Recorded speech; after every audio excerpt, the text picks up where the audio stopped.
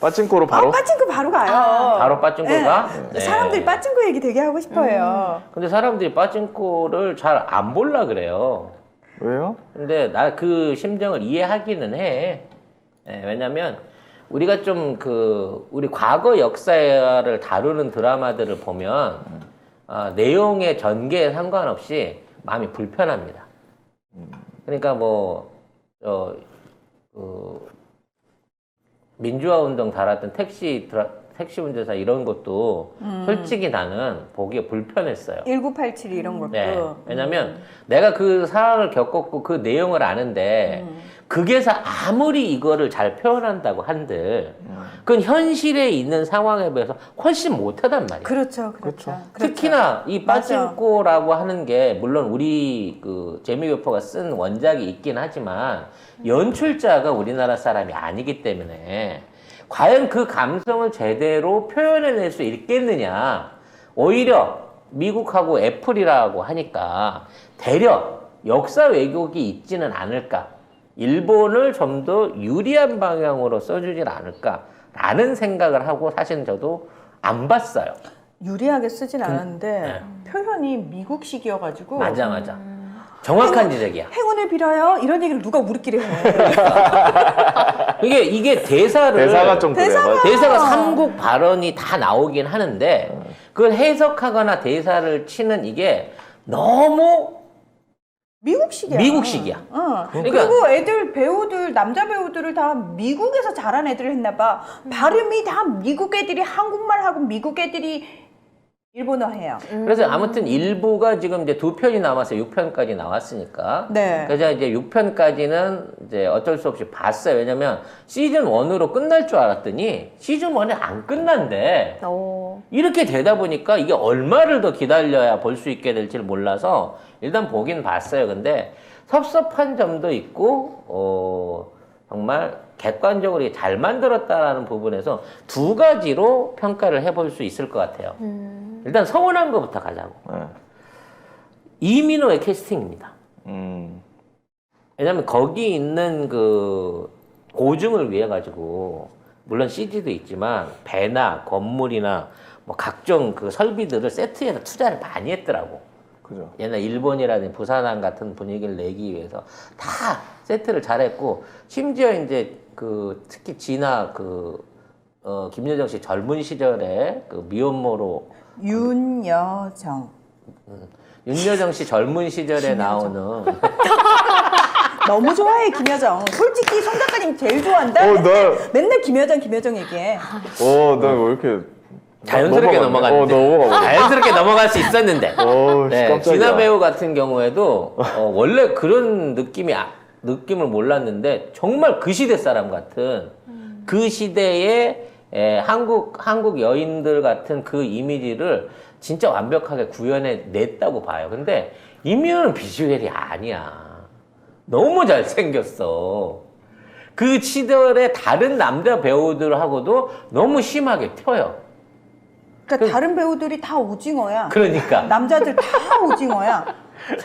차라리 그런 배우는 유호성 같은, 물론 나이가 좀 안 맞긴 하지만, 정말 그런 조금 더 사실감 있는 인물을 내세워야 되는데, 일단, 물론 인기도 생각했겠죠. 팬들이나 어떤 흥행을 생각해서 그런 건 있는데, 이민호는 좀 미숙해. 연기가 부족한 게 아니라, 일단 비주얼이 너무 튀어. 그 점이 좀 안타까운 점이 있었고, 그 다음에 내용이 너무 객관적이에요. 대사라든지 극의 진행은 원만하게 잘 돌아가긴 하는데, 문제는 너무 객관적이라 우리가 생각하는 일본이 얼마나 우리한테 심한 압박을 하고 제일교포에 대한 차별이 있었고, 제일 한국인들과 제일 한국인들의 미국 안에서의 역차별이 심했는지라는 그런 부분에게 너무 가벼워. 그 정도로 끝날 수 있는 수준의 차별이 아닌데도 불구하고 그 내용들에 대한 게 너무 약하다는 거죠. 그래서 이 갈등 구조가 지금 다들 이민호가 일본 여성들한테 인기가 많대요. 유호성이 하면 망하죠. 막 이러면서 웬 유호성 다 이런. 근데 일본에서 이 드라마 안 봅니다. 예, 오히려 일부러도 안 볼, 물론 숨어 보는 사람이 있겠지만 일본 여자들은 봅니다. 여자들만 보겠죠. 네. 일본 언론이나 일본 평론들이 이 작품을 결코 방송에 얹질 않을 거예요. 이슈 자체를 안 만들 겁니다. 그렇죠. 소재상의 특징으로. 근데 그런 부분에 있어서 한국의 편은 아니었다고 봐요.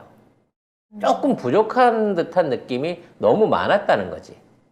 다만 정말 한국 배우들의 연기력 그리고 대사나 표정에 의한 그 감정선, 전달력 정말 이거는 월등하더라고. 그쪽에 나오는 다른 일본이나 미국 배우들의 연기력에 비해서 압도적이야. 그런 면에서.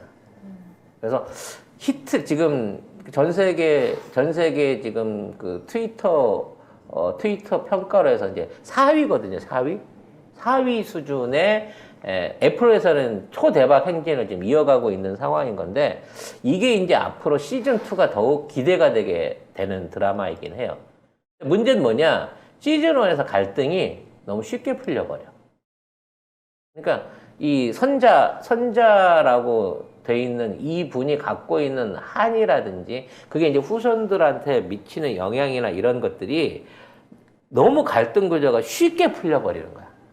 그래서 1편만 지나고 2편으로 넘어가면 이제 한일 간의 관계 그리고 현재도 존재하는 제1교포에 대한 일종의 차별과 일본인들의 그 전형적인 따돌리기 습성에 관한 내용들이 이제 없어져 버릴 것 같아요.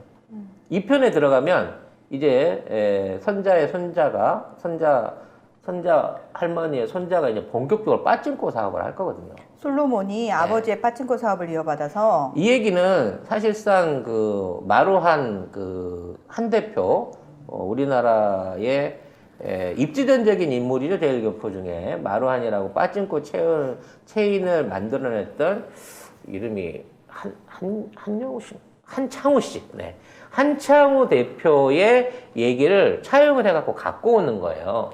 그러니까 이제 2부부터 가게 되면 기업 드라마가 되면서 이제 성공 극복 드라마로 가게 돼버리면 그동안 한일의 문제에 대한 과거사에 대한 문제가 이제 제대로 드러나지 않는 부분이 생기겠구나라는 걱정이 또 되더라는 거지. 근데 저는 사실 뭐 물론 우리 민족이 당한 거에 비하면 그걸 어떻게 다 담겠습니까, 그렇죠? 그리고 그걸 계속 담으면 그거는 다큐멘터리지 드라마는 또 아니잖아요. 근데 댓글에도 그런 장면이 있었는데 어머니가 이제 마지막으로 일본으로 떠난 딸을 위해서 쌀을 구하러 오는데 쌀은 한국인에게 조선인에게 못 팔게 돼 있는 이런 장면이라든지 사실 저는 중간중간에 굉장히 이런 묘사가 잘 됐다라고 생각을 하고 그다음에 부산 사람이라 그런지 모르겠지만 경북, 경남이 사투리가 다르거든요. 그래서 전혀 아니야, 사투리가. 사투리가 부산이잖아요, 거기가. 그러면 부산 사투리 특유의 있거든, 억양이 있는데. 강원도인 줄 알았다.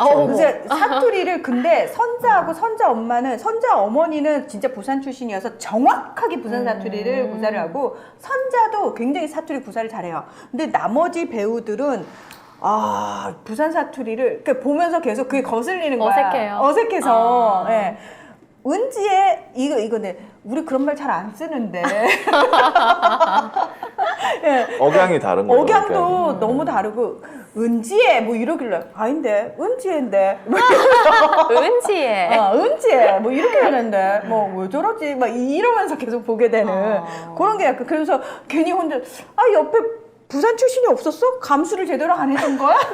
그래서 그리고 약간 그 감독이 우리나라 감독이 아니잖아요. 연출이 확실히 이건 우리나라 연출들은 잘 쓰지 않는 연출 방법인데 카메라 워킹인데 하는 것들은 확실히 눈에 많이 보이더라고요. 근데 그 사람들이 모르고 있는 게 우리나라의 다이나믹한 에너지를 몰라. 그러니까 감정선이 너무 자제가 돼 있어. 쌀 2혼만 주이소. 이 딸이 시집을 갑니다. 마지막으로 고국의 쌀맛 한번 보여줘야 되지 않겠습니까? 해홉 줌새 보리값으로 줄 테니까 가서 선자 잘 해면 사실 그게 굉장히 감동적인 장면이거든. 근데 표정이 그 표정이나 감정선들을 너무 자제를 하는 거야. 그러니까 대사도 그런 식으로 쓰지 않았었으면 그리고 그것도 좀 더 좀 격정적 우리나라 같으면 막 이러면서 우리 딸이 이제 가는데 언제 딸을 먹여보게 뭐 이런 식으로 가야 되거든. 그거 이제 우리나라 드라마고. 그렇지. 그거 근데 미국에서는 너무 자제를 해버리니까 네. 야 저런 어떤 그 절박한 부모 자식 간의 어떤 애정의 표현, 절제자 애정 표현이나 한이 눈에 보일까 싶기도 하는 거고 그 이제 일본 가는 배에서 연회장 밑에서 그 노동자들이 노동자들이 노래를 듣다가 갑자기 이제 자살을 하면서 노래가 끊기는 장면이 있어요. 사실 우리나라 사람이 진짜 있었다 그러면 쫓아 올라갔을 겁니다. 치고 올라갔을 거예요. 그런 어떤 열정이나 이런 것들이 제대로 안 보이는 거야. 한국인의 그 다이나믹한 기질이 전혀 안 보여. 일본이랑 똑같아. 잘 참아. 우리 민족 그렇게 잘 참는 사람들 아니거든요. 너무 잘 참아. 드라마 안에서. 아, 민족성에 대한 이해가 약간 그렇지. 부족하다. 특히 솔로몬도 잘 참아.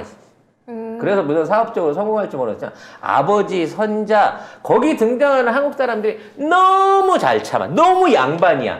나 지금 뭐 대학은 다 대학줄이나 나오는 사람 같아. 전부 다.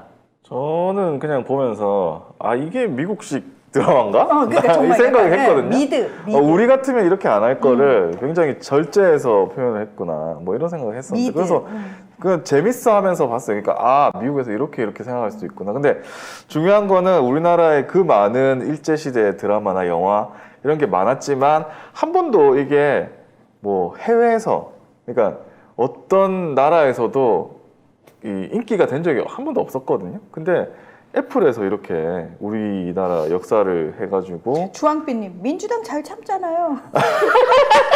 아, 그러네. 그러네. 그래서 이게 40여 개의 나라에 수박들만 잘 참지. 예, 그 자막이 40여 개 정도가 돼가지고 맞아요. 다 풀린대요. 오, 그게 되게 신기해요. 장난 자막 아니에요. 이렇게 보다 보면 리투아니아어도 나와. 그래서 우와, 힌디어도 있어. 근데 일본을 제끼고 애플이 한국을 선택했다는 거지. 중요한 거는. 뭐 왜냐면 일본을 주제로 한 드라마나 내용들이 안 먹힌다고 하니까 한국을 끼워 넣은 거예요. 근데 이걸 만일 한국 사람이 연출했다고 치면 정말 훨씬 더 유머도 있고 그렇지. 다이나믹하고 감정선이 살았을 거예요. 비슷한 시기에 미스터 선샤인하고 비교를 해보면 연출의 차이가 비교가 안 돼. 세트만 좀 밀릴 뿐. 뭘 이걸 1,000억이나 들였을까 싶어. 다 세트비야, 솔직히 내가 보기에는. 출연료하고 세트비밖에 안 돼. 그래서 한국 드라마가 강하구나 라는 생각을 해봅니다. 결과적으로 흥행을 하겠죠. 애플 내에서는 흥행을 할 겁니다. 엄청나게 흥행하고 있던데요. 지금. 애플 최고의 작품이 되긴 네. 했지만 오징어 게임을 뛰어넘을 수 있는 또는 한국의 히트 드라마를 뛰어넘을 수 있는 수준까지는 히트치기가 어려울 거예요. 왜? 한국다운 맛이 없어. 그리고 그 맛은 어느 나라의 드라마가 흉내낼 수 없는 감칠맛이거든. 그리고 우리나라 배우들이 참 연기 잘하시잖아요. 약간 우리나라 사람들은 이미 너무나 연기를 보는 눈 자체가 수준이 높아가지고 이제 웬만한 연기 저 연기 저거밖에 안 되나 그렇지. 약간 그렇게 지금 보게 되는 댓글에 것 보면 같아요. 송 작가님이 제작하라고. 사실 제안이 있었습니다. 아이고 네. 깜짝이야. 넷플릭스의 그 시나리오를 가지고 네.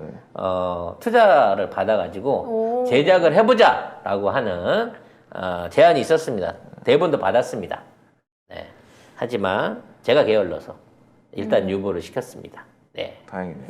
하지만 언젠가 하게 될 거라고 생각을 합니다. 다행이다. 저는 그냥 폭탄이 잠시 터질 시간이 미뤄졌을 뿐 언젠가 그렇죠. 터진다 언젠가 생각합니다. 터지겠지만 지금 안 한 건 다행이네요. 자, 여기에 이제 또 하나 문제 제기를 좀 해볼까 합니다. 오징어 게임 하나로만 해도 40조 이상을 넷플릭스는 벌어들였고요. 그 이외에 나머지 부분 안에서도 지금 국내에 진출해 있는 또는 국내 작품을 쓸어가고 있는 OTT 회사들은 지금 한국 콘텐츠로 떼돈을 벌고 있어요.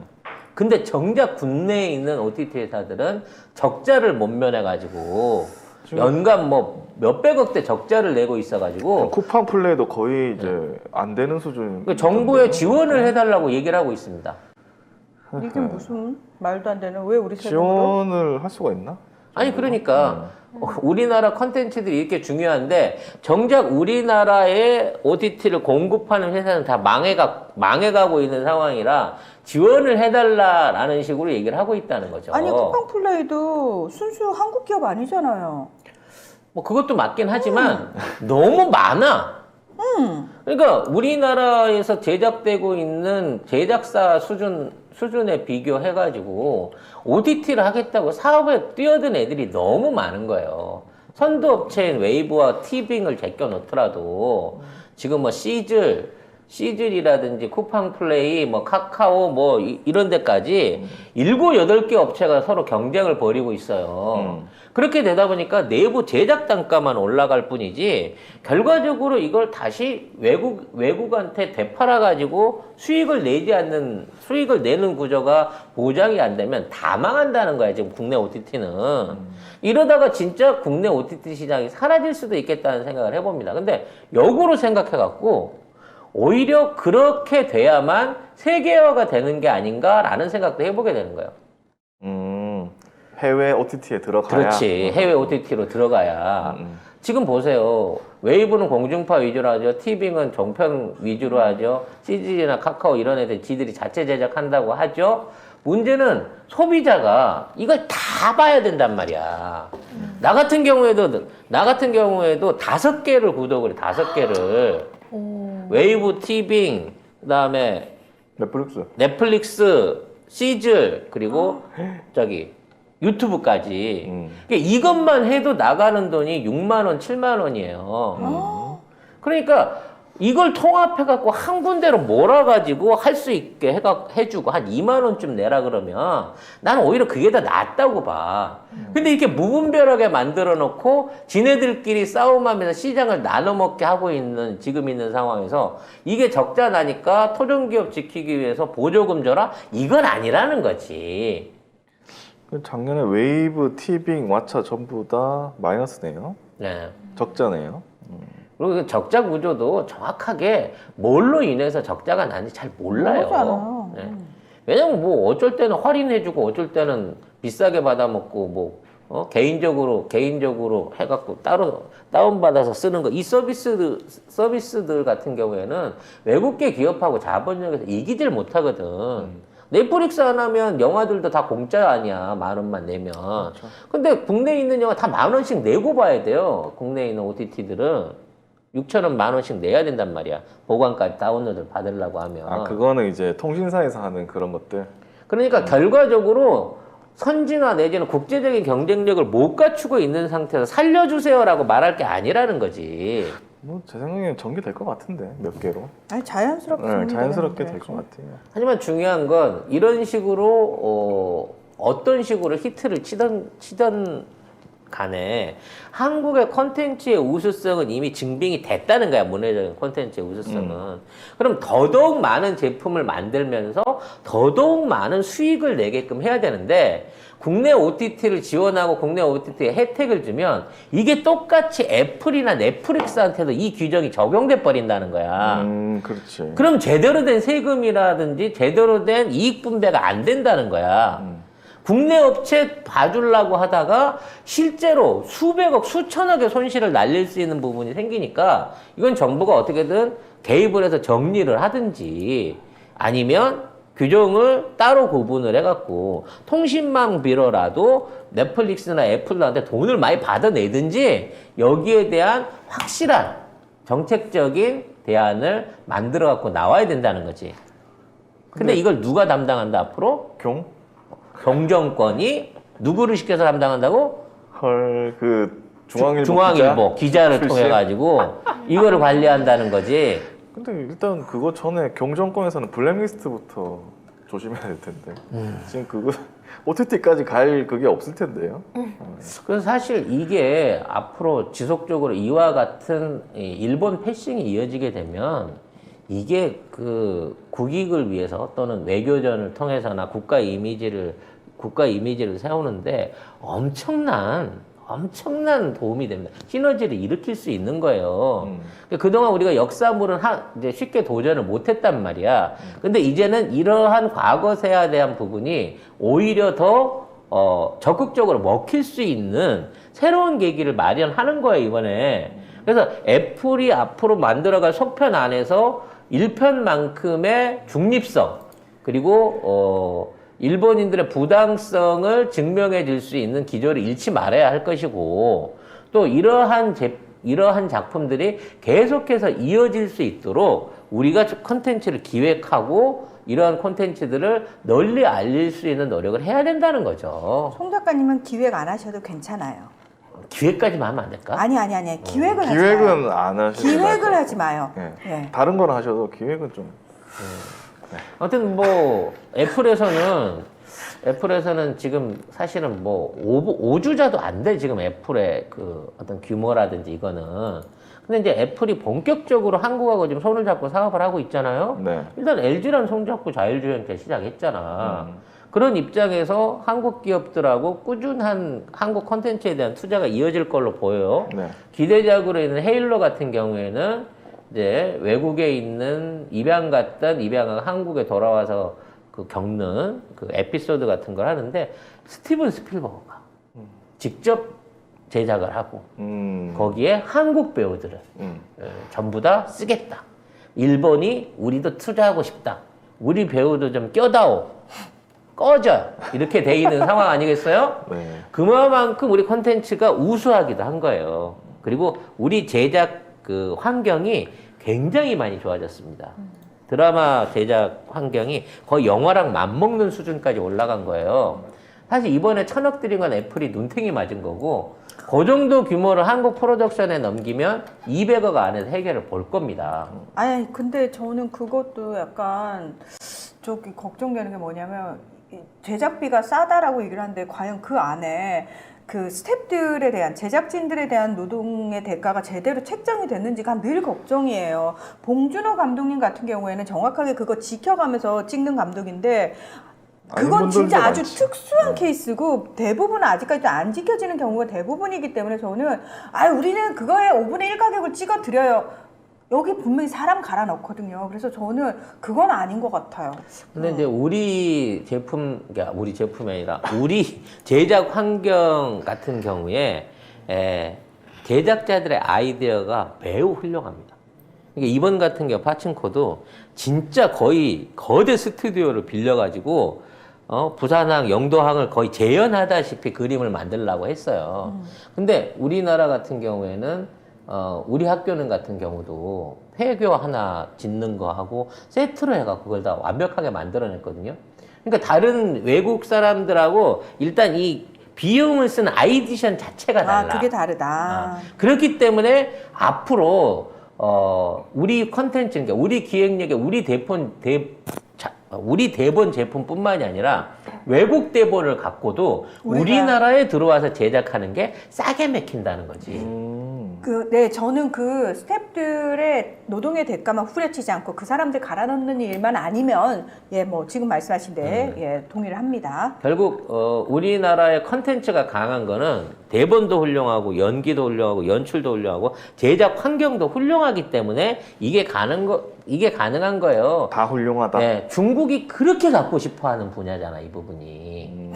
근데 절대 안 되잖아요. 흉내를 내도 이상한 짝퉁이 돼버리잖아, 걔들은. 내용도 막판에 이상하게 되잖아, 걔들. 이게 문화의 힘이다. 한국인의 창작의 힘이다. 뭐 이런 얘기를 드리고 싶네요. 네. 그냥 아직 이게 완편이 되게 되면 줄거리에 대한 리뷰를 해볼 건데, 오늘은 그냥 대충 파친코라고 하는 드라마가 있다. 네. 아쉬운 점도 있고 좋은 점도 있다. 요 얘기를 좀 해봤고요.